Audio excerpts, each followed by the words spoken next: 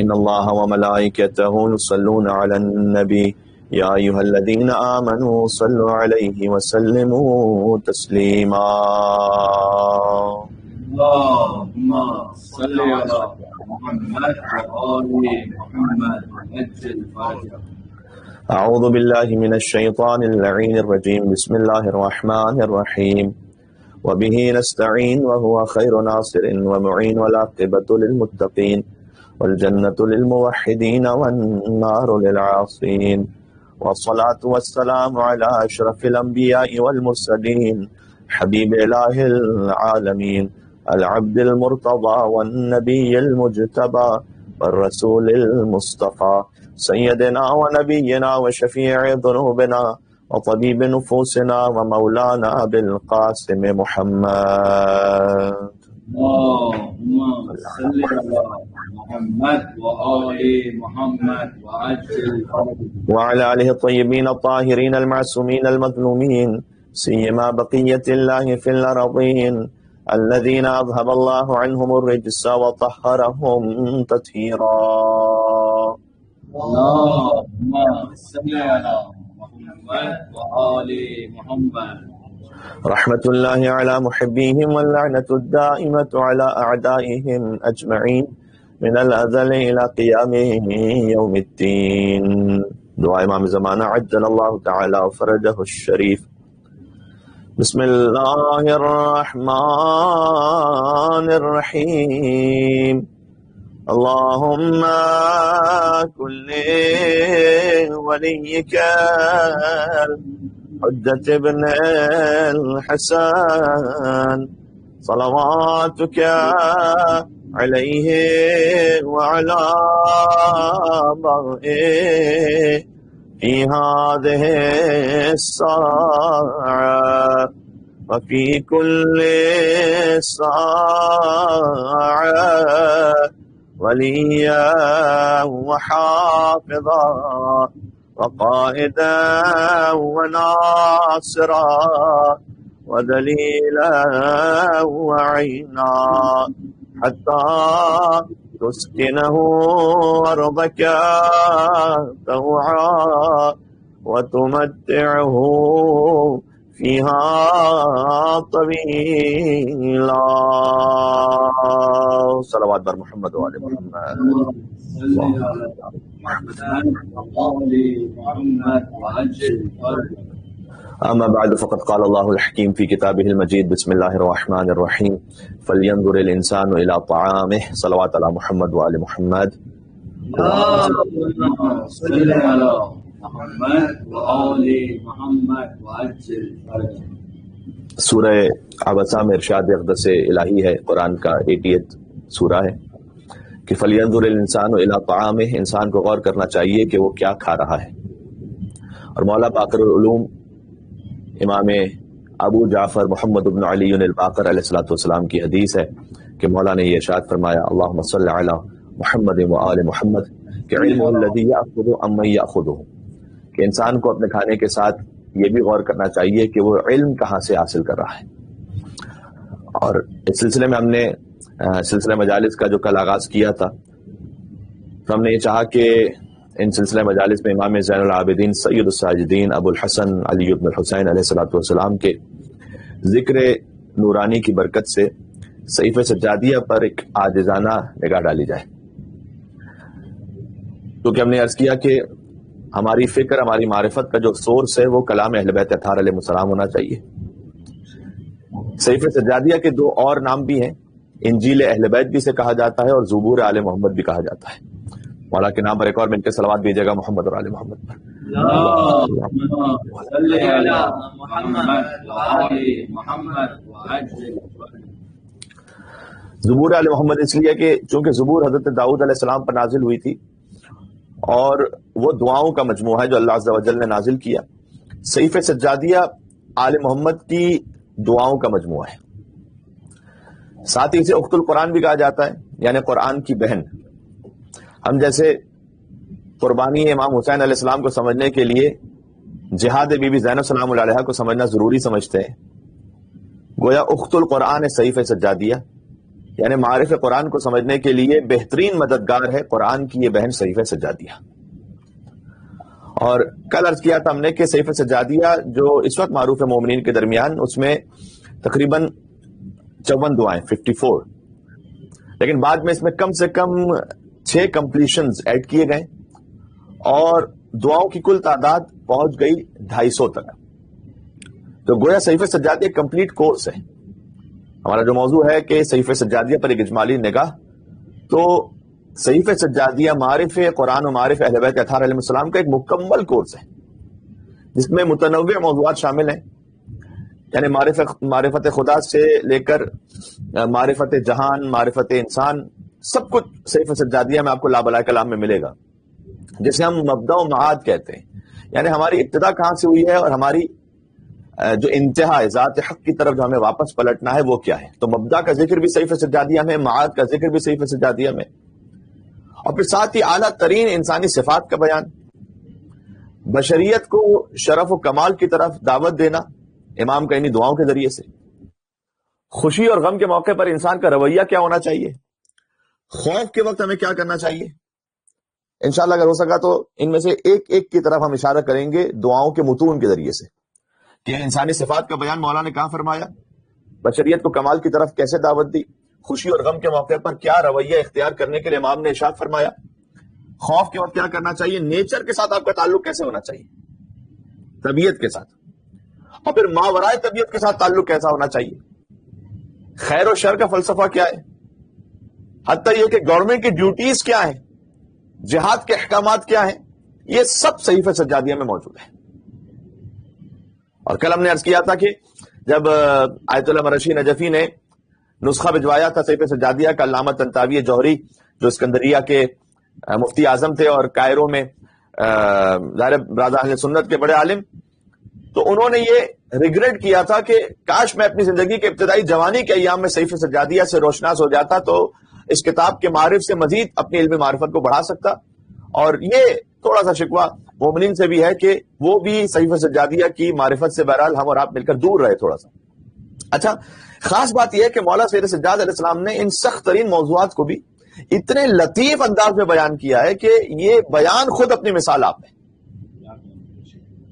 ایک مرتبہ یہ ہوتا ہے کہ ان موضوعات کو بڑے ثقیل انداز میں بیان کیا جائے، فلسفیانہ انداز میں، اصطلاحات کے ساتھ، کہ جو عام سطح عمومی سے اسے سمجھنا مشکل ہو جاتا ہے اور پھر دلچسپی کم ہو جاتی ہے مومنین کی.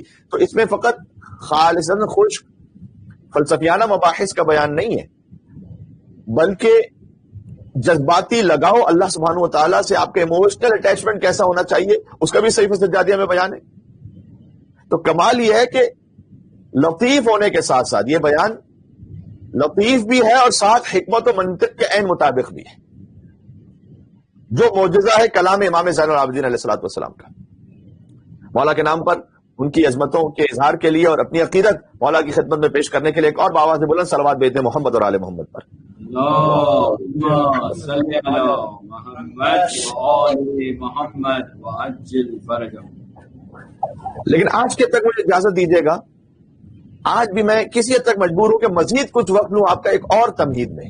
کل بھی ہم نے ایک تمہید آپ کی خدمت میں عرض کی تھی کہ ائمہ علیہ السلام میں تمام کا علم برابر ہے کتاب الکافی کی حدیث کے مطابق، اور امیر المومنین جو لسان اللہ ناطق ہیں، تو بس جس زبان سے سمجھ لیجیے کہ نہج البلاغہ ہم تک پہنچی ہے اسی زبان ہی سے صحیفہ سجادیہ ہم تک پہنچی ہے، اس لیے کہ صحیفہ سجادیہ علم علی ابن ابی طالب ہی کا اظہار ہے.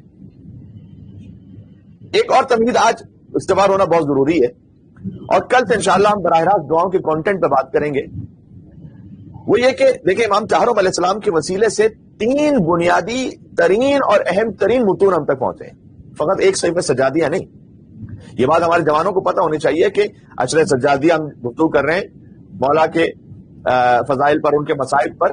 تو مولا کے وسیلے سے، ان کے صدقے میں عالم اسلام کو، بالخصوص مومنین کو اور بالعموم بشریت کو 3 متون اہم ترین ہیں جو امام زین العابدین علیہ السلام کے ذریعے ہم تک پہنچے. ان میں سے پہلا صحیفہ سجادیہ ہے، دوسرا رسالۃ الحقوق ہے، یعنی ٹریٹیز آن رائٹس، بہت اہم ہے، جس میں 51 مختلف حقوق کا بیان فرمایا میرے مولا سید الساجدین علیہ الصلوۃ والسلام.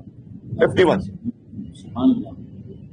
اچھا، اس میں بھی کلاسیفیکیشن یہ ہے کہ جس میں سے 9 حق حقوق اللہ کے بعد میں بیان فرمائے، یعنی خود اللہ عز و جل کا ہم پر کیا حق ہے، اللہ کی بندگی کے بعد میں خود ہمارے نفس کا ہم پر کیا حق ہے، پھر زبان کا حق، سماعت کا حق، نگاہوں کا حق، ہاتھوں کا حق، پیروں کا حق، شکم کا حق اور اعضائے جنسی کا حق.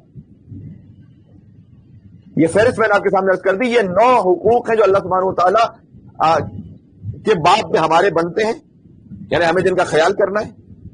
ان 9 کا امام نے ترتیب اور ذکر کیا.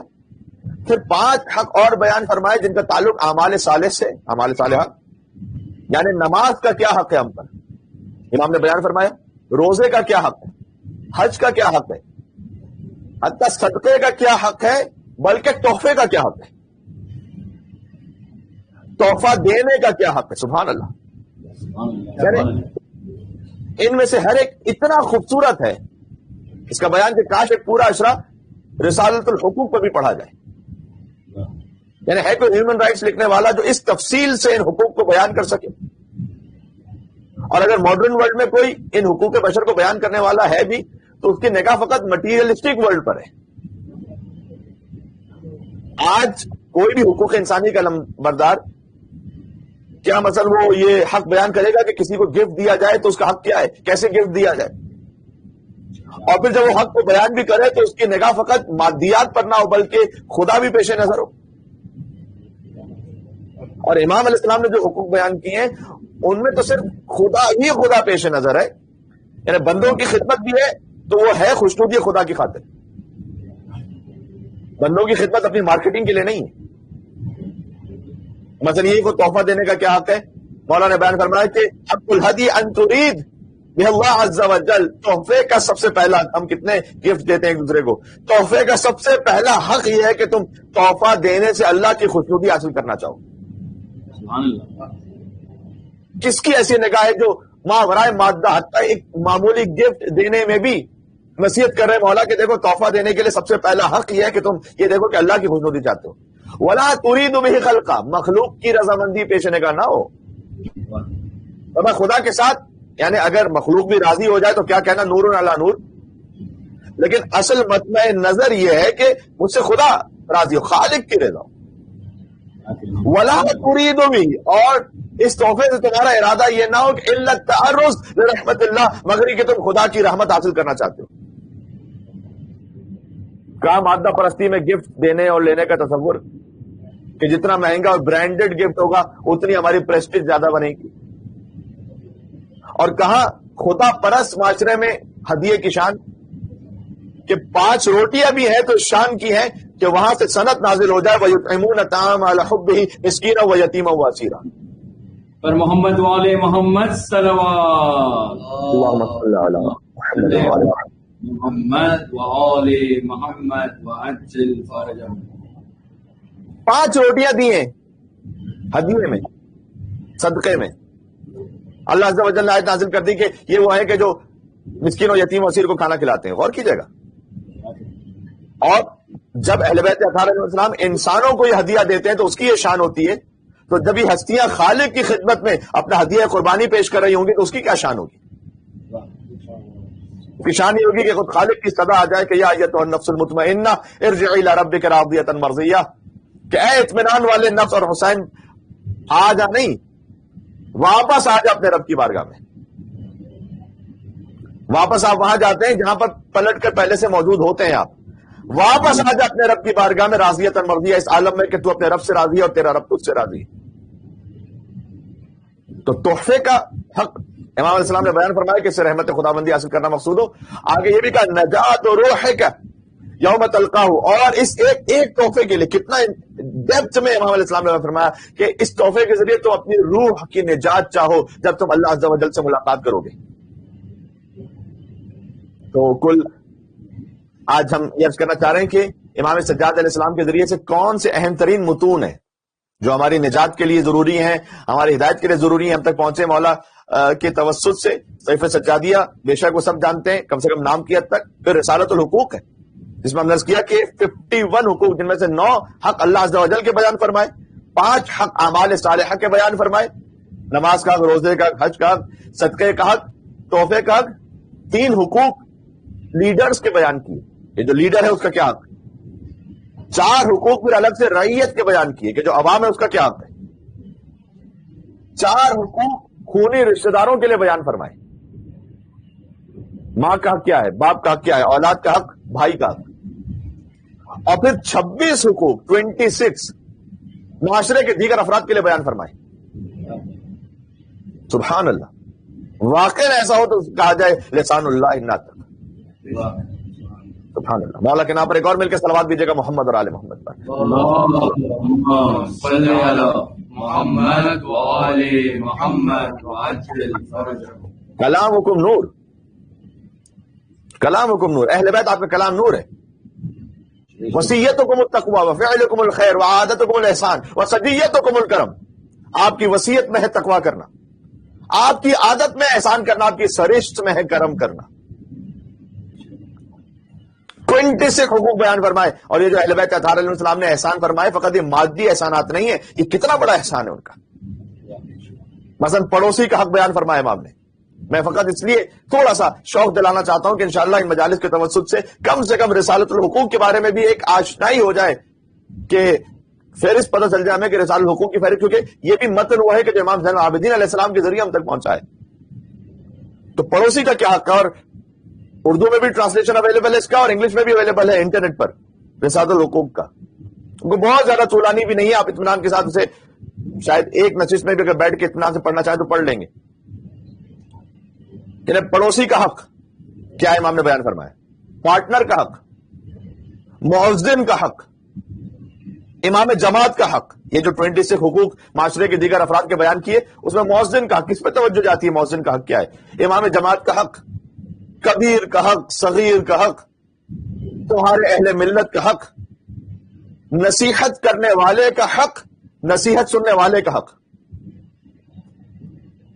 جس کا کوئی حق ہماری گردن پر رہ گیا ہے اس کا حق، تمہارا کوئی حق کسی کی گردن پر رہ گیا ہے اس کا حق،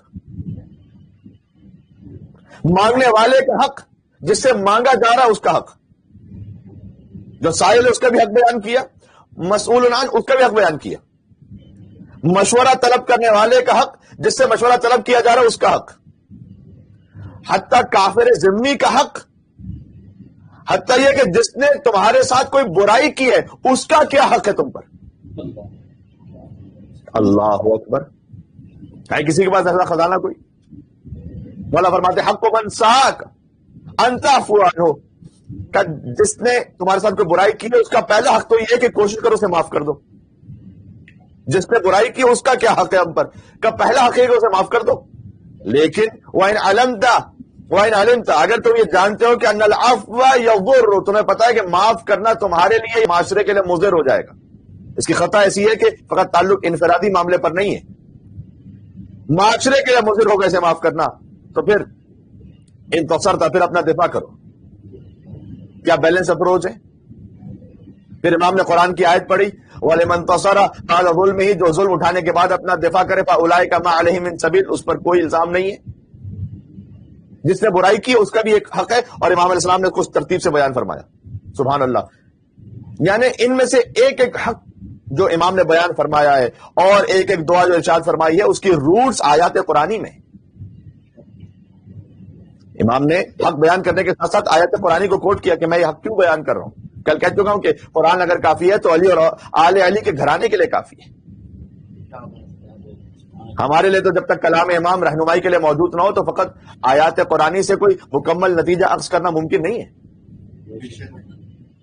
یہ ان سیڈو انٹلیکچوئلز کے لیے بھی جو کہتے ہیں کہ قرآن میں دکھائیے ہمیں ورنہ ہم نہیں مانیں گے. جناب آپ کی باڈی میں شوگر ہے یا نہیں ہے؟ بالکل ہے. تو مجھے نکال کر دکھائیے ورنہ میں نہیں مانوں گا کہ آپ کی باڈی میں شوگر ہے. سبحان اللہ. دکھائیے کہاں آپ کی باڈی میں شوگر، آئرن ہے یا نہیں آپ کی باڈی میں؟ جی بالکل ہے. مجھے نکال کر دکھائیے کہ کہاں ہے آپ کی باڈی میں لوہا، میں مانوں گا تب. جناب یہ تو لیب میں ثابت ہوگا. آپ کی باڈی میں سالٹ بھی ہے، آئرن ہے، کیلشیم ہے، وائٹامن ہے، یہ سب ہے، لیکن یہ لیب میں ثابت ہوگا. آپ اسے نکال کے مجھے نہیں دکھا سکتے. بس قرآن میں سب کچھ رکھا ہے اللہ سبحانہ و تعالیٰ نے، لیکن ہمیں نظر نہیں آئے گا۔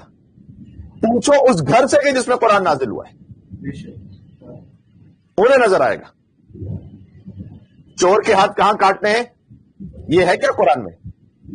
ہے قرآن میں، لیکن ہمیں نظر نہیں آئے گا۔ پوچھو 8 برس کے امام محمد تقی الجواد علیہ السلام سے، وہ بتائیں گے کہ کہاں ہے قرآن میں کہ چور کے ہاتھ کہاں سے کاٹنے۔ ان المساجد للہ، مولا کا مشہور واقعہ ہے، ظاہر ہے کہ اسے آپ علماء کو اور بڑے بڑے صاحبان علم و دانش کو سنتے رہتے ہیں، خاص طور پر مسقط کے وہ مومنین کے دربار معصومین کے پلیٹ فارم سے ہمارا خطاب ہو رہا ہے، تو دہرانے کی ضرورت نہیں ہے۔ لیکن کیا قرآن میں ہمیں کہیں نظر آ رہا ہے کہ چور کے ہاتھ کہاں سے کاٹنا ہے؟ نہیں نظر آ رہا، واضح طور پر نظر نہیں آ رہا۔ امام جواد علیہ السلام 8 برس میں حجت خدا ہے، مولا یہ کے بتائیں گے کہ ان المساجد للہ، سورہ جن کے آیت نمبر 18 میں اللہ عز و جل نے بیان فرمایا کہ اعضائے سجدہ پر فقط اللہ کا حق ہے۔ تو اعضائے سجدہ میں ہتھیلی بھی اعضائے سجدہ میں شامل ہے، لہذا تم اعضائے سجدہ کو نہیں کاٹ سکتے، تو جب ہتھیلی نہیں کاٹ سکتے تو پھر ثابت یہ ہوا کہ چور کی انگلیاں، فقط ہاتھ کا مطلب ہے کہ انگلیاں کاٹی جائیں گی، ہتھیلی سے آگے محفوظ رہے گا۔ اگر یہ امام جواد علیہ السلام وضاحت نہ کرے تو ہمیں کہاں سمجھ میں آئے گا کہ قرآن میں کہاں لکھا ہوا ہے؟ ہمیں کیا خبر تھی کہ کوئی نماز پڑھ رہا ہو تو سامنے سے گزرنا اس کے لیے جائز ہے یا نہیں؟ ایک بڑا فرق ہے فقہ نفی فقہ جعفری میں۔ کیا ہمیں اس بات کا علم ہے کہ قرآن میں کہاں لکھا ہوا ہے کہ اگر کوئی نماز پڑھ رہا ہے تو اس کے سامنے سے گزر سکتے ہیں، جائز ہے یا نہیں ہے؟ جب تک کہ ابو حنیفہ اعتراض نہ کرے امام موسیٰ کاظم علیہ السلام پر، اور امام موسیٰ کاظم علیہ السلام نے جواب دیا قرآن سے کہ نحن اقرب الیہ من حبل الورید، اللہ عز و جل نے کہا ہے کہ ہم تمہاری شہ رگے گردن سے زیادہ تمہارے قریب ہیں۔ سورہ قاف کی آیت نمبر 16 ہے یہ۔ لہذا امام نے کہا کہ اگر کوئی نماز پڑھ رہا ہے اس نمازی کے سامنے سے گزر بھی جائے تو یہ حرام اور باطل نہیں کرتا نماز کو، نہ اس کا گزرنا حرام ہے، اس لیے کہ وہ جتنا بھی نمازی کے سامنے سے گزر جائے وہ اللہ اور نمازی کے درمیان سے نہیں گزر سکتا ہے، اس لیے کہ اللہ عز و جل شہ رگ حیات سے زیادہ قریب ہے۔ یہ امام نے سورہ قاف کی آیت پڑھی تھی وہاں پر۔ حتیٰ میں آپ سے کہہ رہا ہوں، یہ بڑا اہم نقطہ ہے، مجھے اجازت سے 5 منٹ لینے دیجیے گا کہ وہ قرآن سے بتلائیے کہ کہاں پر ہے۔ یہ میں نے آپ کے سامنے 2 مثالیں دے دی کہ اگر قرآن کو سمجھنا ہے تو آؤ در اہل بیت اطہار پر، ورنہ پھر وہی کیفیت ہوگی جیسے قرآن نیزوں پر بلند کر دیا گیا تھا۔ قرآن حتی شراب حرام ہے، یہ قرآن میں کہاں لکھا ہوا ہے شراب حرام ہے؟ مجھے بتلائیے کوئی واضح ڈائریکٹ آیت ہے شراب کی حرمت کی؟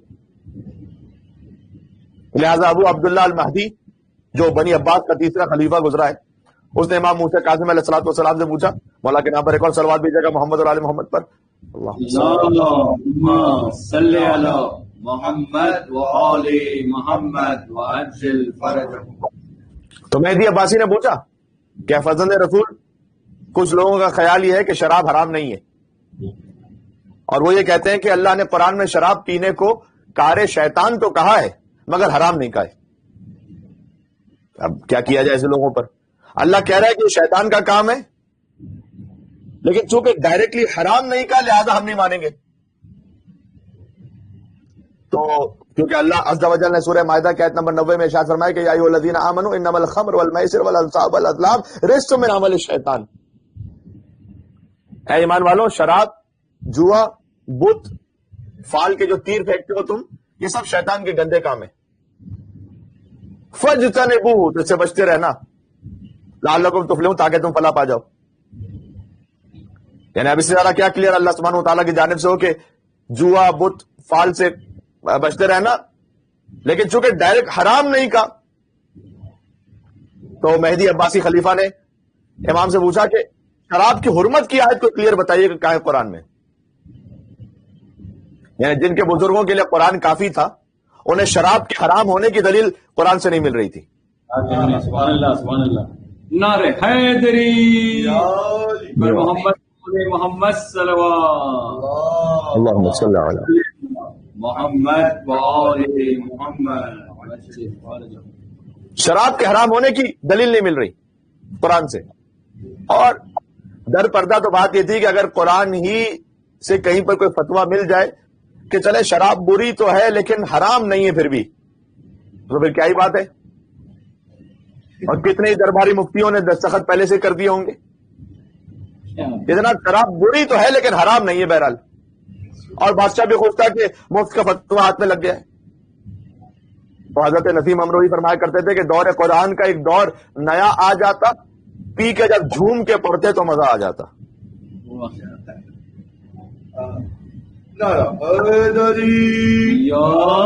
پر محمد والے محمد صلوات اللہم صلی علی محمد محمد وآل محمد وعجل فرجهم۔ سلام ایسے سامعین پر کہ جو ان اشاروں کو سمجھ سکے۔ دور قرآن کا ایک دور نیا آ جاتا، آپ کی داد نے مجھے مجبور کیا کہ میں پھر دوہراؤں اسے، پی کے جب جھوم کے پڑھتے تو مزہ آ جاتا۔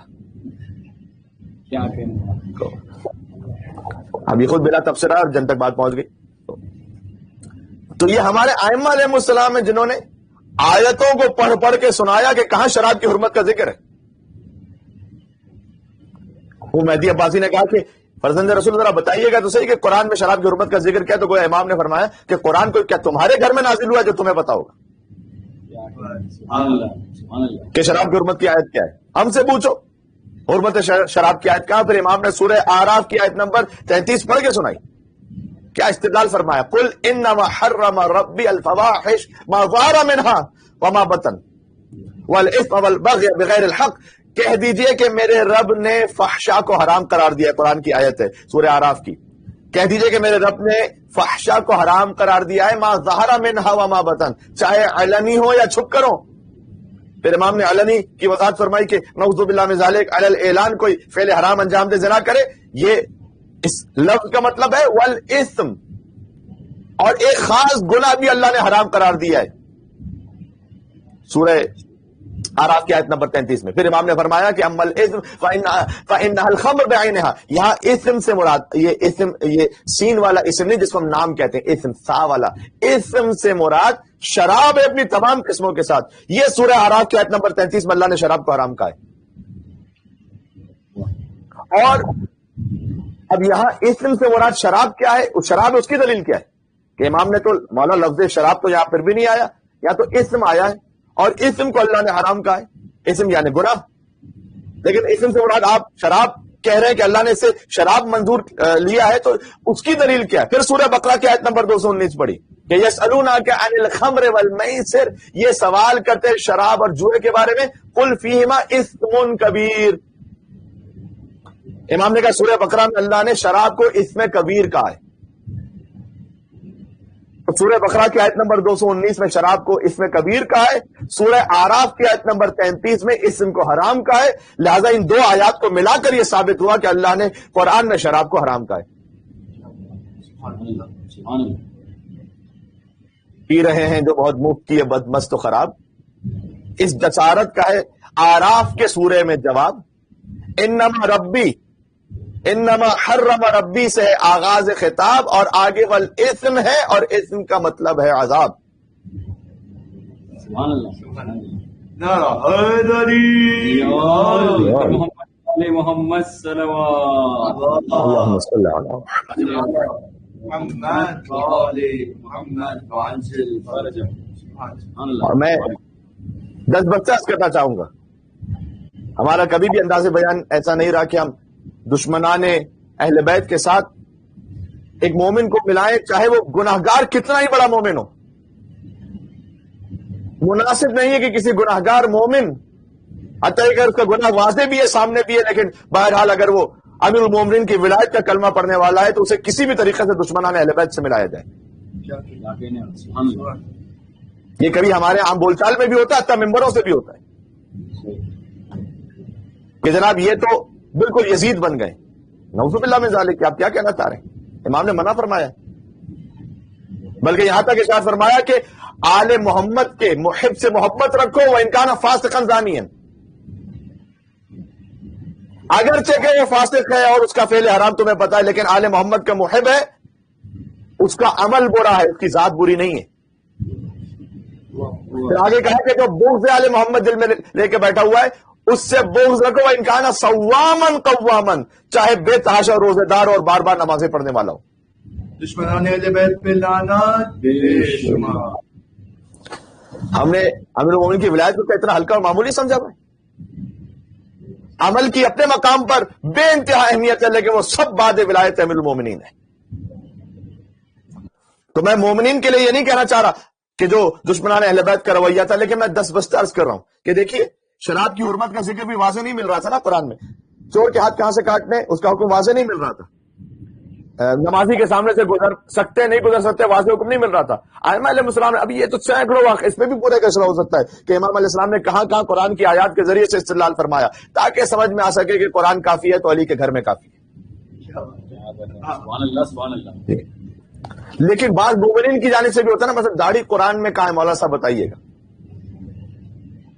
میں تو ان سے دس بستہ اتنا ہی عرض کرتا ہوں کہ اگر آپ کو داڑھی قرآن میں دیکھنی ہے تو علی کے چہرے پہ دیکھ لو. سبحان اللہ سبحان اللہ. کیا بات. بھائی ہمارا تو عقیدہ اس بات پر ہے نا کہ امیر المومنین قرآن ناطق ہیں.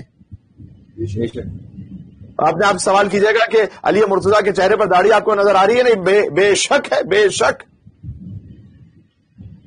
تو کیا قرآن میں داڑھی ثابت ہو گئی نہیں ہو گئی؟ میں تو مومن کی بات کر رہا ہوں اس وقت، محب علی ابن ابی طالب کی بات کر رہا ہوں. اس طرح خمس بھی قرآن میں ہے، معروف بھی قرآن میں ہے، منکر بھی قرآن میں. شرط یہ ہے کہ اہلیان قرآن کے سامنے زانو ادب طے کیجیے، اب سمجھ میں آئے گا. تو خیر اصلی گفتگو تو صحیفہ سجادیہ پر ہونا ہے، لیکن بہرحال گفتگو کی برکت سے ہوتا ہے ہمیشہ اس طریقے سے. رسالت الحقوق کا بھی کچھ تعارف ہو گیا اور یہ بھی واضح ہو گیا کہ قرآن سے استفادہ کرنا ہے تو کیسے استفادہ کرنا ہے.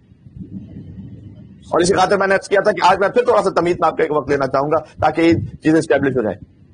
تو ہم نے عرض کیا کہ امام سجاد علیہ السلام کے وسیلے سے 3 متون کے خزانے ہم تک پہنچے. پہلا صحیفہ سجادیہ، دوسرا رسالت الحقوق جس میں 51 حقوق بیان کی ہم نے آپ کے سامنے ایک حد تک فہرست اس کی پیش کی، اور تیسرا وہ متن جو امام زین العابدین علیہ السلام کے وسیلے ان کے صدقے میں ہم تک پہنچا ہے، وہ عظیم الشان خطبہ جو شام میں امام نے ممبر پر نہیں بلکہ خود امام کے مطابق لکڑیوں کے انبار پر مولانا نے ارشاد فرمایا تھا. یہ بھی وہ اہم ترین متن ہے جو امام سجاد علیہ السلام کے وسیلے سے ہم تک پہنچا ہے. اصل سجادیہ میں تھوڑا سا اس پر بھی ایک لفظ بیان ہو جائے بس. آواز کا استعمال کیا امام نے. آواز ممبر کو نہیں کہتے، آواز انگلش میں کہتے ہیں سٹکس کو، کہ میں سٹکس پر، لکڑیوں کے ڈھیر پر خطبہ دے رہا ہوں. یعنی جس ممبر سے آل محمد کی شان بیان نہ ہو وہ ممبر نہیں ہے، لکڑیوں کا ڈھیر ہے. اب تو غیروں سے کیا انسان بات کرے، یہاں اپنوں میں پورا اشرا گزر جاتا ہے. نہ امیر المومنین کے فضائل پر کوئی بات ہوئی، نہ کوئی قال الباقر قال صادق کے حوالے سے تفصیلی بات ہوئی. اپنے فلسفے خیال پردازیاں سنا کر اشرا محرم ختم ہو گیا اور واہ بھی بڑی سمیٹ لی، اس لیے کہ پھر گروپنگز بھی ہیں اور لابنگ بھی ہے. جناب کوئی مجلس ایسی ہو نہیں سکتی جب تک آپ کم سے کم امیر المومنین کی آل علی کی کوئی ایک فضیلت تو بیان کیجیے. مولانا صاحب بہت ہی بیان ہو گیا، بہت بیان ہوا. تو آج حشر یہ ہے کہ ہمارا جو چھوٹا بچہ ہے بقول خود مولانا سید ابو طالب طباطبائی صاحب خدا انہیں حفظ کرے انشاءاللہ، انہوں نے ایک مجلس میں جو کہا تھا، ایک موقع پر کسی نے مجھے اس کا کلپ بھی بھیجا تھا کہ مولانا صاحب لگتا ہے کہ مثلا ہمارے خیال میں کوئی ایک بہت بڑے عالم یا فقیہ ہوں وہ اس لیول پر ہوں گے اور امام معصوم اس لیول پر ہوں گے، 19-20 کا فرق ہے. اور پھر انہوں نے جذباتی ہوتے ہوئے کہا تھا کہ خودکشی کر لیجیے اگر ایسا عقیدہ آپ کا. اتنے فضائل بیان ہوئے تب جا کر معرفت کا لیول ابھی یہ ہے. تو ضروری ہے، بہت ضروری ہے. اہل بیت علیہ السلام کے فضائل و مناقب کے بیان کے بغیر مکمل نہیں ہے. اشرا تو چھوڑ دیجیے، کوئی مجلس مکمل نہیں. بے شک بے شک. اور میں مومنین سے گزارش کروں گا کہ نہ سنیے ایسے خطبہ کو کہ جن کی زبان سے اپنے فلسفے اور اپنے خیالات تو وہ بہت بیان کرتے رہے، لیکن علی اور آل علی کے نام پر ایک لفظ بیان کرنے پر انہیں آفت آ جائے. تو امام سجاد علیہ السلام نے اس خطبے میں امام نے ابوت و عظمت و رفعت و منزلت اہل بیت کو کیا بیان فرمایا. تو پوچھتے مجلس امام حسین علیہ السلام کا مقصد کیا ہے؟ مجلس امام حسین کا مقصد کیا اس سے بڑھ کر ہو سکتا ہے؟ جو خود امام کے سب سے بڑے عزادار نے شام میں دربار یزید میں جو خطبہ دیا، اس سے بڑھ کے کوئی مجلس امام حسین کا مقصد ہو سکتا ہے؟ مجلس امام حسین کا مقصد سیکھنا ہے تو امام سجاد علیہ السلام سے سیکھو نا. مجلس امام حسین علیہ السلام کا مقصد اگر سیکھنا ہے تو مولانا سید سجاد علیہ السلام کی اس خطابت سے سیکھو نا، جو انہوں نے شام کے ممبر پر انہیں لکڑیوں کے ڈھیر پر بیان کیا تھا، اس مجمع میں جو دشمنوں کا اتنا مجمع تھا. اور امام نے پورا خطبہ ہی دیا ہے فضیلت و شان اہل بیت پر. یہ ہے مجلس امام حسین کا مقصد. اچھا، اس خطبے کا ایک تعلق صحیفہ سجادیہ سے بھی بنتا ہے، اس لیے کہ اس میں مولا نے ارشاد فرمایا کہ ایھا الناس اعطینا ستن، اللہ نے ہمیں 6 فضائل عطا کی، وفضلنا بسبع، اور 7 ہستیاں ایسے ہمارے خاندان میں رکھی ہیں کہ ان کے ذریعے سے ہمارے خاندان کو فضیلت عطا کی. اور پھر امام نے کہا اعطینا العلم والحلم والسماحہ والفصاحہ والشجاعہ والمحبہ فی قلوب المؤمنین. سبحان اللہ. امام نے کہا اللہ نے ہمیں علم عطا کیا ہے. یہ امام سجاد علیہ السلام بیان فرما رہے ہیں. یعنی اب وہ چاہے صحیفہ سجادیہ ہو یا رسالۃ الحقوق ہو، یہ سب مولا زین العابدین علیہ السلام کے علم کا اظہار ہے. اس لیے میں نے کیا کہ اس خطبے کا ایک تعلق صحیفہ سجادیہ سے بھی بنتا ہے. پھر امام نے کہا اللہ نے ہمیں حلم عطا کیا ہے، بردباری، برداشت. آپ پورے واقعہ کربلا میں غور فرما لیجیے گا، اتنے مصائب کے باوجود کوئی ایک عمل امام حسین علیہ السلام یا امام زین العابدین علیہ السلام کا آپ نہیں بتلا سکتے جو غیر حلیمانہ ہو. اتنے مصائب کے باوجود بھی ضبط کا یہ عالم ہے. زیارت ماہیہ میں بلکہ حضرت حجت یہ فرماتے ہیں کہ لقد عجبت من صبرک ملائکۃ السماء، اے حسین ملائکہ آسمان آپ کے صبر پر حیرت کر رہے تھے. ملائکہ جن میں کوئی صبر کی کیفیت ویسے نہیں ہوتی، اللہ نے انہیں خاص انداز سے محض عقل عطا کی ہے، وہ صبر وغیرہ کے مراحل سے نہیں گزرتے. تو جو خود صبر کی کیفیت سے نہ گزرا ہو، وہ مخلوق امام حسین کے صبر پر حیرت کر رہے تھے. کتنی عظیم الشان بات. پھر امام نے ارشاد فرمایا سماحہ والفصاحہ والشجاعہ، اللہ نے ہمیں سخاوت عطا کی ہے، فصاحت عطا کی. خود مولا کی دعائیں فصاحت و بلاغت کا اظہار بھی ہے. اللہ نے ہمیں شجاعت عطا کی ہے. یعنی میں زنجیروں میں جکڑا ہوا ہوں تو اس کا یہ مطلب نہیں ہے کہ شجاع نہیں. نعوذ باللہ من ذالک یہ نہ سمجھنا. سجاد اسیر جور ہوئے، افسوس کسی نے یہ نہ کہا یہ پاؤں ستون کعبہ ہیں، زنجیر کسے پہنا تھا. یہ تو امر رب ہے، خدا کا حکم ہے، لہذا ہم اس وقت زنجیروں میں ہیں. ورنہ اللہ نے ہمیں شجاعت عطا کی، والمحبہ فی قلوب المؤمنین، اور اللہ نے ہماری محبت کو مومنین کے دلوں میں رکھا ہے. یعنی اے یزید، یہ تو ہم پر جتنا ظلم کر سکتا ہے وہ کر لے، تو ہمیں قتل کر سکتا ہے، ہمارے لاشوں کو پامال کر سکتا ہے، لیکن تو مومنین کے دلوں سے ہماری محبت کو نکال نہیں سکتا. اور اس محبت کا اظہار 1400 برس بعد آج بھی ہو رہا ہے اور قیامت تک ہوتا رہے گا. کیسے ہی حالات کیوں نہ ہو جائیں. مجھے نہیں معلوم کہ مسقط میں کووڈ-19 کی وجہ سے کیا حالات تھے اور کتنی مجالس کس انداز سے برپا کرنا ممکن ہو سکا یا نہیں. میں میلبرن کی مثال آپ کو دیتا ہوں کہ واقعی محرم الحرام سے پہلے مومنین جذباتی طور پر مجلس امام حسین سے لگاؤ کی وجہ سے بہت زیادہ فکر مند اور تڑپ میں تھے کہ مولانا صاحب اس بار کیونکہ یہاں پر مکمل طور پر کسی بھی اجتماع کی پابندی تھی، حتیٰ 2 افراد ایک جگہ جمع نہیں ہو سکتے تھے، کرفیو بھی تھا خاص ٹائمنگ کے لیے. تو مولانا صاحب اس بار عشرہ محرم کیسے ہوگا؟ ہم تصور نہیں کر سکتے کہ اپنے گھر میں بیٹھے رہیں گے کیا محرم. اور یقین فرمائیے خود ہماری بھی یہی کیفیت تھی کہ ہمیں بھی فقط اپنے کمرے سے بیٹھ کر خطاب کرنا ہے. اللہ جانے وہ کیفیت کتنی آ پائے کتنی نہ آ پائے، لیکن رضا بالقضاء و تسلیما للامر، مولا نے خود ہمیں سکھلایا ہے کہ اللہ کی رضا پر راضی رہو، جیسے اس نے حکم دیا ہے تو ایسے اس کے مطابق. خود ہمارے فقہائے کرام کا بھی حکم تھا اس سلسلے میں.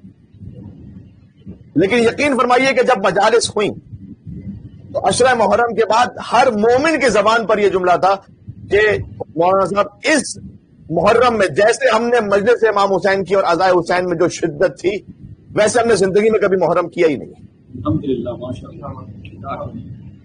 ہر گھر میں فرش عذاب باقاعدہ بچھا ہوا تھا، ہر گھر میں. مومنین گھروں میں مجلس صوفے پہ بیٹھ کے نہیں سن رہے تھے، کہ جناب یوٹیوب سامنے وہاں پہ مجلس سن لی، نہ باقاعدہ فرش اعضا بچھا کر ایک جس مومن کے گھر میں جیسی گنجائش تھی، ایک کمرہ آدھا کمرہ فرش اعضا بچھا کر باقاعدہ علم پاک سجا کر، اس کے بعد جیسی گنجائش ہے یا حسین لکھ کر کوئی بینر لگا کر ادب احترام کے ساتھ حدیث کے ساتھ بچوں کے ساتھ بیٹھے ہوتے تھے، مجلس سنتے تھے. باقاعدہ ماتم کے وقت ہر مومن اپنے گھر میں کھڑے ہو کر بچوں کے ساتھ حلقہ بنا کر ماتم کر رہا تھا. ہر مومن اپنے گھر کا خود نیاز بنا رہا تھا، اور جتنی نیاز اس سال میلبرن میں تقسیم ہوئے جتنا تبرک کبھی تقسیم نہیں ہوا میلبرن کی تاریخ میں. تو بس بات یہ ہے کہ یہ اللہ سبحانہ وتعالیٰ کا وعدہ ہے. امام حسین علیہ السلام کا جو معاملہ ہے نا اللہ نے اپنے ہاتھ میں لیا ہوا ہے. ہمارا کام کوشش کرنا ضرور ہے، کوشش کرنا اس خاطر کہ امام حسین علیہ السلام کے ذکر کو ہماری ضرورت نہیں ہے، ہمیں اپنے کمال کے لیے ضرورت ہے ذکر ابا عبداللہ حسین علیہ السلام. لہذا ہمارا کام کوشش کرنا، باقی اللہ کا معاملہ ہے. اللہ نے اپنے ذکر پر وہ کمپرومائز کرنے پر تیار ہو جائے گا، حسین بن علی کے ذکر پہ کوئی کمپرومائز نہیں. اس کی کتنی مثالیں موجود ہیں. رمضان گزر گیا، وہ گھروں میں قید رہے مومنین اور ویسی کیفیت نہ بن پائی، لیکن جہاں محرم اور حرام آیا ایسے ایسے وسیلے کھلتے چلے گئے کہ کبھی بچوں کی ایسی اتنی بھرپور مجالس نہیں ہوئی جس میں بچے حدیث کے ساتھ پڑھیں، بچے مرثیہ پڑھیں اور بچے کو حدیث سنا اور بچے ماتم کریں. یہ سب ممکن ہو رہا تھا آن لائن مجالس کی وجہ سے اور مختلف اور اسباب کی وجہ سے. اللہ سبحانہ وتعالیٰ نے نام امام حسین السلام کے ساتھ یہ وعدہ کیا ہوا ہے تو میرا ذکر کرو میں تمہارا ذکر کروں گا. ابا عبداللہ حسین السلام نے سن 61 ہجری میدان کربلا میں اللہ کا ذکر بلند کیا. اللہ سبحانہ وتعالیٰ میدان قیامت تک حسین ابن علی کا ذکر بلند کرتا رہے. نعرہ حیدری یا علی محمد صلوات اللہم صلی علی محمد و علی محمد. محمد عجل فرجہ. چند جملے بس کے سن لیجئے گا، چونکہ امام نے اس میں فرمایا کہ اللہ نے ہمیں علم عطا کیا اور علم کا اظہار ہم نے عرض کیا کہ صحیفہ سجادیہ کی دعاؤں کے ذریعے سے کل سے انشاءاللہ ہم براہ راست متن صحیفہ سجادیہ پہ بھی بات کریں گے. مولا نے کہا کہ اللہ نے ہمارے خانوادے کو فضیلت عطا کی ہے کہ من النبی المختار محمد صلی اللہ علیہ وآلہ وسلم کہ نبی مختار ہم میں سے، ومن صدیق اور صدیق اکبر علی ابن ابی طالب ہم میں سے، ومن طیار اور جعفر طیار ہم میں سے، ومن اسد اللہ اور اللہ کے شیر واسد رسولی اور رسول اللہ کے شیر حضرت حمزہ ہم میں سے، ومن سبط هذه الامہ اور ہماری خاندان سے سبتین کریمین. من عرفنی فقد عرفنی جو مجھے جانتا ہے وہ جانتا ہے، ومن لم یعرفنی اور جو مجھے نہیں جانتا تو انبأتہ بحسبی و نسبی تو میں بتاتا ہوں کہ میرا حسب و نسب کیا ہے. اور علی کا یہ شعر لہجہ حیدر کرار میں، نام بھی علی ہے، علی کے پوتے بھی ہیں. ایھا الناس اے لوگوں، انا ابن مکہ و منا میں مکہ اور منا کا بیٹا ہوں، یعنی مکہ اور منا کا مالک اور وارث میں ہوں. انا ابن زمزم و صفا زمزم و صفا کا مالک میں ہوں. انا ابن من حمل الرکن باطراف الرضا کتنا خوبصورت جملہ ہے. میں اس کا بیٹا ہوں جس نے اپنی چادر میں حجر اسود کو اٹھایا تھا اور اس کے مقام پر نصب کیا تھا. درمیان سے پڑھ رہا ہوں، وقت بھی نہیں بچا. تبرک حاصل کرنے کے لیے مولا کے کلام سے کچھ جملے. انا ابن میں اس کا بیٹا ہوں کہ خیر من طاف وسعى جس نے بہترین طواف کیا تھا اور صحیح کی تھی. انا ابن خیر من حج ولبى میں بہترین حج کرنے والے اور تلبیہ کہنے والے کا بیٹا ہوں. انا ابن من حمل على البراق في الهواء میں اس کا بیٹا ہوں جسے براق میں ہواؤں میں حمل کیا. انا ابن من اسری به من المسجد الحرام الى المسجد الاقصى میں اس کا بیٹا ہوں جسے مسجد الحرام سے مسجد اقصی تک سیر کروائی گئی. انا ابن من بلغ به جبرائیل الى سدرۃ المنتہى میں اس کا بیٹا ہوں جسے جبرائیل سدرۃ المنتہى تک لے گئے تھے. انا ابن من دنا فتد اللہ میں اس کا بیٹا ہوں جو جلال و جمال کبریائی سے قریب ہوا اور جھک گئے، یعنی رسول اللہ صلی اللہ علیہ وآلہ وسلم. فکان قاب قوسین او ادنی بس اتنا قریب ہو گئے کہ دو کمان اور اس سے بھی کم کا فاصلہ رہ گیا. یہ سید سجاد علیہ السلام خطبہ ارشاد فرما رہے مسجد اموی میں دشمنوں کے درمیان. سبحان اللہ. انا ابن من صلی بملائکۃ السماء میں اس کا بیٹا ہوں جس کے جنازے پر ملائکہ نے نماز پڑھی تھی. انا ابن محمد المصطفیٰ اور جو اب تک بھی نہیں سمجھ پائے تو سمجھ جائے کہ میں محمد مصطفیٰ کا بیٹا ہوں. انا ابن علی المرتضی، میں علی مرتضی کا بیٹا ہوں. انا ابن من ضرب خراطیم الخلق حتی قالوا لا الہ الا اللہ، سبحان اللہ، میں اس کا بیٹا ہوں جس نے تمہارے باپ داداؤں کی ناکوں کو خاک پر رگڑ دیا تھا یہاں تک کہ تم نے کلمہ توحید پڑھا تھا. نعرہ حیدری یا علی یا علی محمد صلوات اللہم صل علی محمد و آل محمد. سبحان اللہ سبحان اللہ. میں اس کا بیٹا ہوں کہ جس نے تمہارے باپ داداؤں کی ناکوں کو رگڑ دیا تھا زمین پر یہاں تک کہ اسے کلمہ توحید پڑھوایا. انا ابن من، سبحان اللہ، انا ابن من ضرب بین یدی رسول اللہ بسیفین، میں اس کا بیٹا ہوں جو رسول اللہ کے سامنے 2 شمشیروں سے لڑتا رہا تھا. اب فضائل علی بن ابی طالب علیہ السلام کا بیان. بعض نے کہا ان 2 شمشیروں سے مراد میدان جنگ کی 2 تلواریں بھی ہیں اور ان 2 شمشیروں سے مراد قرآن کی تنزیل اور تعویل بھی ہے. سبحان اللہ. یعنی اگر قرآن کی تنزیل جاننی ہے امام کہہ رہے تھے آؤ ہمارے پاس، قرآن کی تعویل سمجھنی ہے آؤ میرے جد کے پاس. وَتَعَنَ بِرُمْحَيْنِ، میں اس کا بیٹا ہوں جو 2 نیزوں سے حملہ کرتا تھا. 2 تلواریں بھی تھی، 2 نیزوں سے حملہ کرتا تھا. ہاجر الہجرتین، میں اس کا بیٹا ہوں جنہوں نے 2 ہجرتیں کی تھیں، ایک ہجرت مکہ سے مدینہ، دوسری ہجرت مدینہ سے کوفہ. وَبَایَعَ الْبَیعَتَین، جس نے 2 بیعتیں کی، ایک بیعت رضوان کی اور دوسری بیعت فتح مکہ کی. وَقَاتَلَ بِبَدْرٍ وَحُنَین، اور جس نے بدر و حنین میں تیرے آباء و اجداد کو قتل کیا تھا یزید، میں اسی کا بیٹا ہوں. میرے مولا علی علیہ السلام نے بھی صفین میں حاکم شام سے کہا تھا کہ بدر میں نے تیرے ماموں کو مارا تھا، آ جائے اس وقت سامنے 2 ہاتھ ہو جائیں اور دیکھ لیتے ہیں خلافت کا حقدار کون ہے. سبحان اللہ. اب اللہ برے مشیروں سے بچائے. عمر بن عاص نے کہا کہ حضرت بات تو صحیح کہہ رہے ہیں، ذرا جا کے دیکھ لیں. سبحان اللہ. نعرہ حیدری یا علی محمد و آل محمد صلوات اللہم صل علی محمد و علی محمد و آل محمد و عجل فرج. خالی بات تو صحیح کر رہے ہیں، ذرا للکار رہے ہیں، ذرا چیک کر لیجیے. اور ادھر حاکم شام نے عمر بن عاص سے کہا کہ اچھا تو چاہتا ہے کہ میں علی کے مقابلے میں جاؤں اور مارا جاؤں اور میرے بعد خلافت پہ تو قبضہ کر لے؟ اور کیا تو نے دیکھا ہے کبھی کہ کوئی ابو طالب کے بیٹے کے سامنے گیا اور زندہ بچ کر واپس آیا ہو؟ تعریف تو وہ کہ جو دشمن کی زبان پر اللہ جاری کروائے. بے شک کیا کہنا ہے. سبحان اللہ سبحان اللہ. ہائے ہائے ہائے. میں ایک مل کے اور صلوات بھیج دیں محمد اور آل محمد پر. اللہم صلی علی محمد و آل محمد و عجل فرج. یہاں پر خلیفہ اور وزیر آپس میں ایک دوسرے پر ٹرسٹ کرنے کو تیار نہیں ہے اور ہم سے کہتے ہیں کہ سب کو رضی اللہ کہیے. سبحان اللہ. وَلَمْ يَكْفُرْ بِاللَّهِ طَرْفَةَ عَيْنٍ، امام سجاد علیہ السلام کہہ رہے ہیں، خطیب دربار شام، خطیب حسینیت، لم یکفر باللہ طرفۃ عین، میں اس کا بیٹا ہوں جس نے پلک جھپکنے کے برابر بھی کفر اختیار نہیں کیا تھا. تمہارے باپ دادا تو زبردستی فتح مکہ پہ مسلمان ہوئے تھے. انا ابن صالح المومنین، میں بیٹا ہوں صالح المومنین کا. ووارث النبیین، نبیوں کے وارث کا بیٹا ہوں. قامع الملحدین، میں ملحدین کا قلع کما کرنے والے کا بیٹا ہوں. یعصوب المسلمین، اور مسلمانوں کی پشت پناہ کا بیٹا ہوں. ونور المجاہدین، اور مجاہدوں کے نور کا بیٹا ہوں. زین العابدین، سبحان اللہ. آئے آئے آئے. امام زین العابدین کہہ رہے ہیں کہ میں زین العابدین کا بیٹا ہوں. یعنی وہ کہ جسے ساری کائنات زین العابدین کہے، وہ کہہ رہے ہیں کہ میں عبادت کرنے والے کی زینت علی ابن ابی طالب کا بیٹا ہوں. زین العابدین جسے عبادت کرنے والوں کی زینت کہے وہ کیسا عابد ہوگا.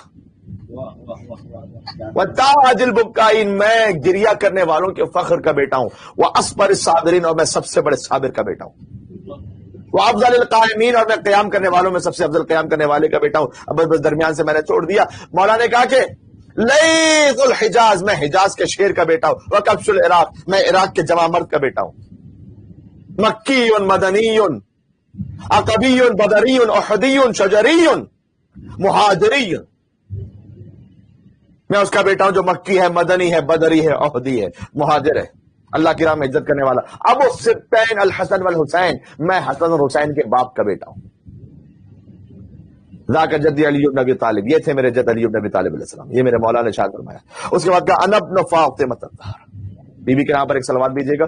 اللہم صلی علی محمد صلی علی محمد وآل محمد وعجل فرجهم. انا ابن سیدۃ النساء، میں سیدۃ النساء العالمین کا بیٹا ہوں. انا ابن خدیجۃ الکبریٰ، میں خدیجۃ الکبریٰ کا بیٹا ہوں.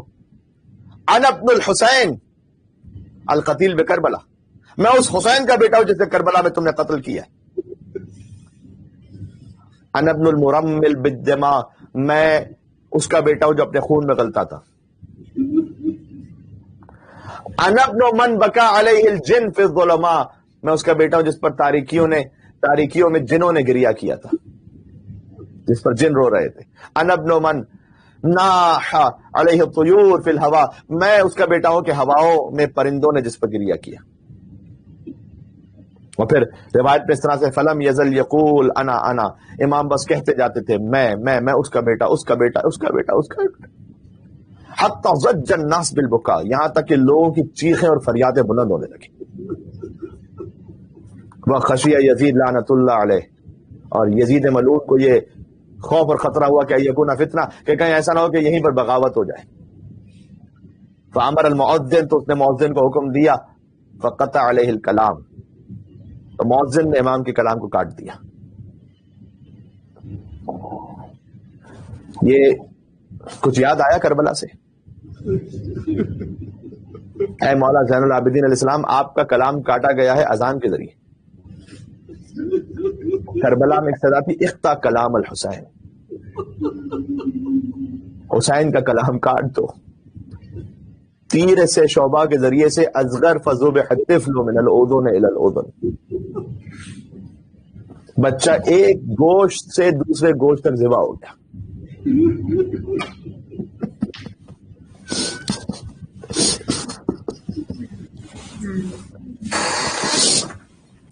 کچھ باتیں عزیز عرض کرنا تھی لیکن اب کیفیت بھی وہ نہیں رہی. امام کے خطبے نے قلوب کو منقلب کر دیا ہے. امام سجاد علیہ السلام کا کلام قطع ہوا اذان سے. حسین ابن علی کا کلام کیا ہے؟ علماء کہتے ہیں خود علی اصغر حسین کا کلام ہے. یہ جو اصغر کو میدان میں لے آیا نا حجت تمام کرنے کے لیے، یہ علی اصغر کا وجود کلام حسین ہے. حسین اصغر کے ذریعے کلام کر رہے تھے، اپنی حجت تمام کر رہے تھے. اختا کلام الحسین، حسین کے کلام کو قطع کر حرملہ کا تیر چلا، بچہ ذبح. فانقلب الصبی علی ید الامام، مقتل میں جملہ ہے کہ بچہ پلٹ گیا باپ کے ہاتھ میں. یعنی یہ کہ شاید تیر کی شدت اتنی زیادہ تھی کہ اصغر کا وجود الٹ گیا.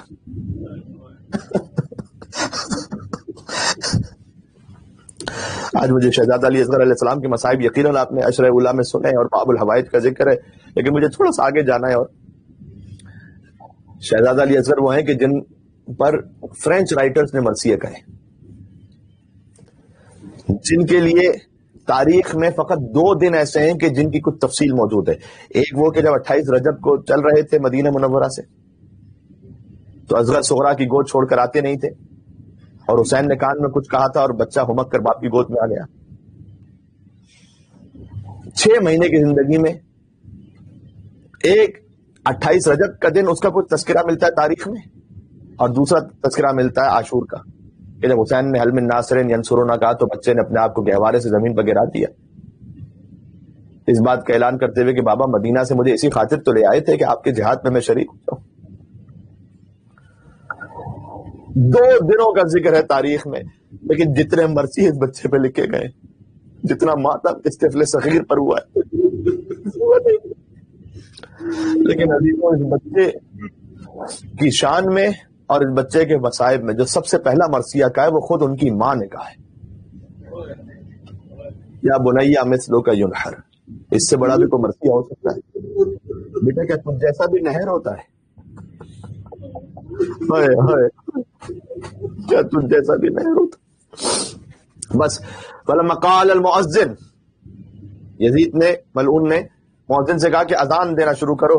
فلما قال المؤذن، جب مؤذن نے کہا اللہ اکبر اللہ اکبر، میرے مولا نے کہا کہ بے شک میں گواہی دیتا ہوں کہ خدا کو کوئی شیخ خدا سے بزرگ تر نہیں ہے. فلما قال اشهد ان لا الہ الا اللہ، جب مؤذن نے کہا نا اشهد ان لا الہ الا اللہ، مولانا نے کہا شہد بها شعری و بشری و لحمی و دمی، میری کھال، میرا بال، میرے گوشت اور خون کی گواہی ہے کہ خدا کے سوا کوئی معبود نہیں. فلما قال المؤذن اشهد ان محمد رسول اللہ، پس جب مؤذن نے کہا اشهد ان محمد رسول اللہ، مولانا نے اس مقام سے یزید کو دیکھا اور کہا محمد ھذا جدی ام جدک، بتائیے محمد تیرے جد ہیں یا میرے جد ہیں؟ یا یزید فإن زعمت انہ جدک، اگر تو یہ جھوٹا دعویٰ کرتا ہے کہ محمد نعوذ باللہ تیرے جد ہے، تو تیرا دعویٰ یہ ہے کہ تو جھوٹ بول رہا ہے، کفر تھا، بلکہ تو کفر کرے گا.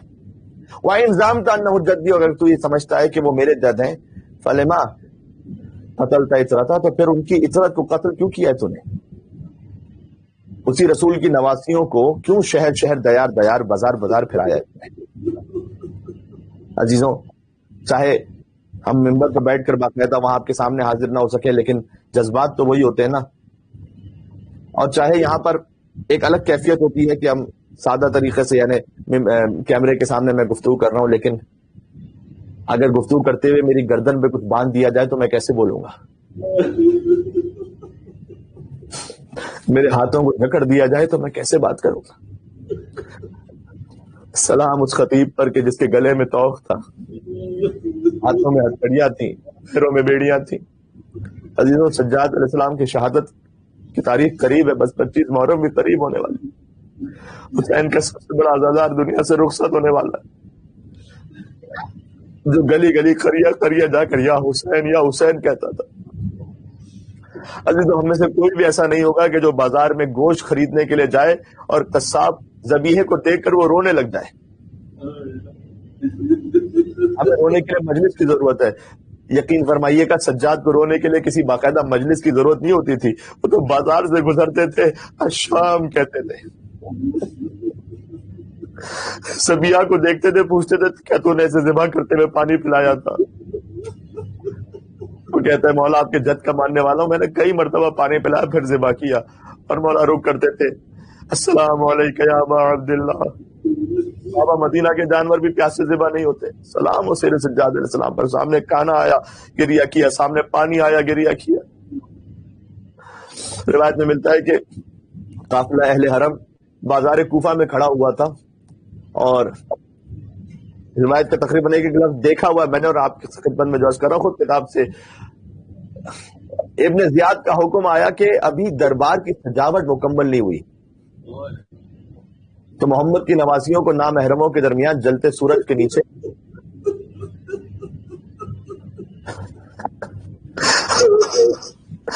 بے کجابہ اونٹوں پر وہیں چھوڑ دو. عزیزوں، غالباً آیت اللہ ابو جردی کا ہی واقعہ ہے نا کہ جب خطیب نے پڑھا دخلت زینب علی ابن زیاد، بی بی زینب ابن زیاد کے دربار میں داخل ہوئی تو سر پیٹ کر کہا بس رک جا، بس رک جا، پورے مصائب بیان ہو گئے. کہا بی بی زینب سلام اللہ علیہ جیسی مخدرہ، یزید جیسے، ابن زیاد جیسے شرابی کے دربار میں پہنچے، اس سے بڑھ کے آگے کچھ پڑھنے کی ضرورت کہاں رہ جاتی ہے عزیزوں. جس کی ماں کا جنازہ بھی رات کی تاریکی میں اٹھا، اس کی بیٹی بے مقتا چادر روزے روشن شرابیوں اور بدماشوں کے دربار میں تھی. لیکن ابن زیاد نے کہا کہ ابھی سجاوٹ مکمل نہیں ہوئی، اور یہ ملعون کہتا ہے کہ میرا دل مطمئن نہیں ہوگا جب تک سارا مجمع انہیں نہ دیکھ لے. اللہ اکبر. لیکن حسین ابن علی نے شان سے معجزہ دکھلایا کہ حسین کے کٹے سر نے قرآن کی تلاوت شروع کی. اب مجمع کی توجہ بیویوں کے سر سے حسین کے کٹے سر کی طرف ہوئی. حیرت سے تک رہے تھے یہ کون سا کٹا سر ہے جو قرآن کی تلاوت کر رہا ہے. بی بی کی ایک کنیز تھی جس کا نام عبیدہ تھا، کوفہ میں رہتی تھی. ام حبیبہ کا واقعہ تو بڑا معروف ہے، مصائب میں پڑھا جاتا ہے، عبیدہ کا واقعہ کم پڑھا جاتا ہے. بس یہ ایک جملہ سن لیجیے، میں مصائب ختم کرنے لگا ہوں. عبیدہ نام یہ کنیز تھی، کوفہ میں رہتی تھی. اسے خبر ہوئی کہ قربانی کے گوسفند کی طرح حسین کو ذبح کر دیا گیا ہے، تو اپنا سر پیٹتی ہوئی بالا خانہ پر پہنچی. اب آپ جانتے ہیں کہ چوڑے بازاروں کا تو تصور تھا نہیں اس زمانے میں، چوڑی گلیوں کا بھی تصور، پتلے پتلے سے چھوٹی چھوٹی سی گلیاں تھی، تو گھر بھی ساتھ میں ہے، وہیں پر بازار ہے، وہیں سے قافلہ گزر رہا ہے. تو وہی بالا خانے پر بیٹھ کر دیکھ رہی ہے کہ کچھ کٹے سر ہیں، وَمِنْ خَلْفِهِمْ نِسَاءُ الْحُسَيْنِ، اور ان کے پیچھے حسین کے خانوادے کی عورتیں، ناشرات بال بکھرائے ہوئے، لاطمات باقیات، ماتم کرتے ہوئے گریا کناں عورتیں، وَبِحُجُورِهِنَّ أَطْفَالٌ، اور ان کی گودیوں میں چھوٹے چھوٹے بچے ہیں۔ اور یہ بچے اپنے بزرگوں اور بھائیوں کے سر دیکھ رہے ہیں آگے، اور ماؤں سے لپٹ کر تڑپ تڑپ کر رو رہے ہیں۔ عبیدہ یہ سب دیکھ رہی ہے اور رو رو کر بے حال ہوتی، کبھی اٹھتی ہے کبھی گرتی ہے۔ آپ جانتے ہیں نا کہ خود راہ کوفہ اور شام میں بیویوں کی گودیوں سے کتنے بچے ایسے تھے کہ جو گر گئے اور راہ کوفہ اور شام میں پامال ہو گئے۔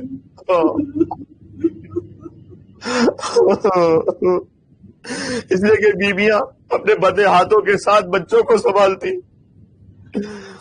یا خود کو سنبھالتی، بے کجاوا اونٹوں پر تھی بیویاں۔ تو بی بی زینب سلام اللہ علیہ نے جب اس عبیدہ کے گھر سے رونے کی آواز سنی تو کہا بیٹا زین العابدین، معلوم ہوتا ہے اس گھر میں ہم سے کوئی محبت کرنے والا رہتا ہے جو ہمارے حال پر رو رہا ہے۔ عبیدہ نے بی بی زینب کی آواز سنی تو فریاد کرتی ہوئی اس بالا خانے سے پہچان گئی بیوی کو، فریاد کرتی وہاں سے کہیں پر ہے کہ گری، کہیں پر ہے کہ گھر سے باہر آئی، اور کہتی ہے کہ کیا یہ بے پردہ بی بی خواہر حسین ہے؟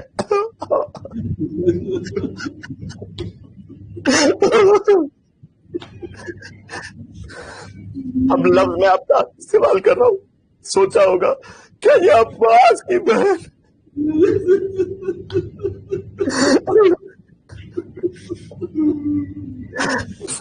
کیا یہ حسین اور عباس کی خواہر ہے؟ نہ محمل ہے نہ ہماری ہے۔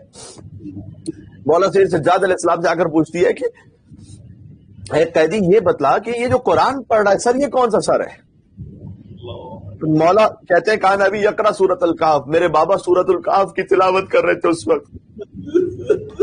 حسین کا کٹا سر کہہ رہا تھا انا صحابل اب حسبت انا صحاب الکہف والرقیم کانوا من آیاتنا عجبا۔ سورہ کہف سناتا ہے یہ سر کس کا ہے، خون آنکھوں سے بہاتا ہے یہ سر کس کا ہے، چلتے چلتے جو سکینہ کہیں گر جاتی ہے خود کو نیزے سے گراتا ہے یہ سر کس کا۔ ساتھ ہی سجاد علیہ السلام بہتے ہوئے آنسوں کے ساتھ مولا بھی تلاوت کر رہے تھے قرآن کی، وَسَيَعْلَمُ الَّذِينَ ظَلَمُوا أَيَّ مُنقَلَبٍ يَنقَلِبُونَ، مولا پڑھ رہے تھے۔ یہ آخری لفظ رہ گیا روایت کا، یہ سارا منظر ہو رہا ہے۔ اب وہ عبیدہ نام کی خاتون آ کر امام سجاد علیہ السلام سے بات کر رہی ہے اور وہ رو رہی ہے۔ آباق شامی ایک لعین تھا، اس نے منظر دیکھا، اس نے دیکھا کہ یہ کون سی خاتون کوئی درمیان قافلے میں آ گئی ہے، تازیانہ لے کر بڑھا عبیدہ کی طرف اور چاہتا تھا کہ اس مومنہ کی پشت پر تازیانہ مارے۔ عزیزوں اگر انشاءاللہ میں پہنچا سکا تو بہت روئیں گے، یقین فرمائیے گا کہ رات بھر رونے کے لیے ایک جملہ کافی ہے۔ وہ لعین چاہتا تھا کہ اس مومنہ کی پشت پر تازیانہ مارے کہ میرے مولا سید سجاد علیہ السلام نے کلام کیا، فرمایا اے شامی اس ضعیفہ کو تازیانہ مارنے سے تجھے کیا حاصل ہوگا، اسے چھوڑ دے، اس کے عوض سجاد کی پشت پر تازیانہ مار لے۔ اس لیے کہ ہم اہل بیت اپنے مسائل پر صبر کر لیتے لیکن ہم سے ہمارے چاہنے والوں کی مصیبت نہیں دیکھی جاتی۔ میں کہوں گا مولا ابھی تو شام کی منزلیں باقی ہیں، اللہ نے پشت سید سجاد پر کربلا کی کتنی دردناک تاریخ لکھی جاتی رہی جو سجاد ایک مومنہ پر تازیانہ نہ برداشت کر سکے۔ شام میں بی بی زینب اور بی بی ام کلثوم پر تازیانہ کیسے دیکھے، اور اس سے بڑھ کر میں کہوں مولا عالم انوار سے آپ نے اپنی جدہ فاطمہ زہرا سلام اللہ علیہا کے، اللہ جانے میری زبان رک جاتی ہے مزیاں کہتے ہوئے حیا آتی ہے، بی بی کے دستے اتار پر حتی سارا مارا گیا، سیاہ نشان سیدہ کے بازوؤں پر ہمیشہ قائم ہو گیا۔ میں کہوں گا مولا ایک مومنہ پر جو تازیانہ نہ دیکھ سکے، سیدوں کی ماں حسن اور حسین کی ماں فاطمہ زہرا تیرے دیوار کے درمیان تھی اور صدا دے رہی تھی اے پسا مجھے سنبھال لے، میرا محسن مار دیا گیا، اللہ وقت قتل فی بطن عائشہ، جو میرے شکم میں تھا وہ قتل ہو گیا پسا۔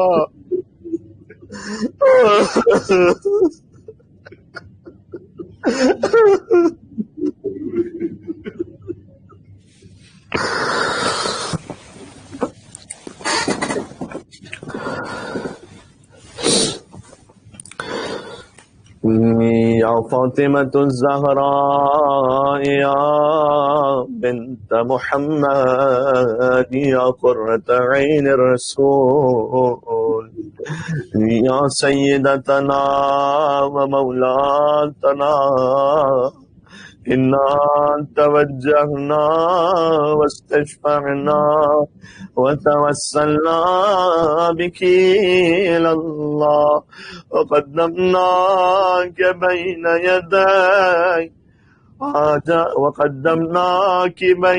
يدي حاجاتنا ام السادات کے صدقے میں یا وجیہت عند اللہ